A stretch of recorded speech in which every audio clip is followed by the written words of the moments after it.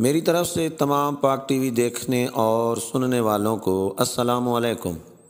آج میں آپ کو ایک ایسی ہستی کا گھر دکھانے جا رہا ہوں جو شیر خدا مشکل کشا حیدر کرار جناب علی مرتضیٰ کا ہے۔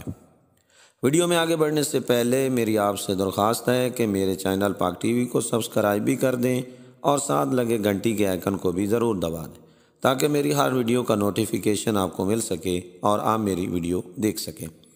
جی ویورز، حضرت علی حیدر کرار کا یہ گھر ایسا منظم انداز سے آپ نے تعمیر کروایا کہ آج کے جدید اور سائنسی دور میں بھی اس گھر کے طول و عرض، یکسانیت، بناوٹ، سجاوٹ کا حامل باپردہ گھر کہا جائے تو بے جا نہ ہوگا۔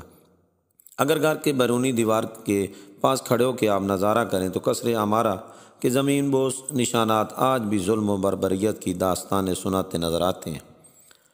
وہ لوگ جو ظلم و ستم کرنے والے تھے سب اس دنیا سے مٹ گئے ہیں، اور اس گھر کے مرکزی دروازے سے اگر آپ داخل ہوں تو جناب کے شہزادوں کے لیے درس و تدریس، علم و حکمت کے بحر بے کراں ٹھاٹھے مارتا نظر آتا ہے، جہاں آپ جوانان جنت جناب حسن اور حسین جیسی ہستیاں اپنے بابا سے علم لدنی، قرآن، علم و حکمت، شجاعت اور درس لیتے اس حصے میں نظر آتے ہیں۔ اگر مرکزی دروازے کے ہاتھ تھوڑا آگے بڑھیں تو ایک گیلری سے گزرنا پڑتا ہے۔ اس گیلری سے ملحقہ آپ کی ازواج مطہرات کے حجرے اور آپ کی بیٹیوں کے حجرے بھی بنے ہوئے ہیں۔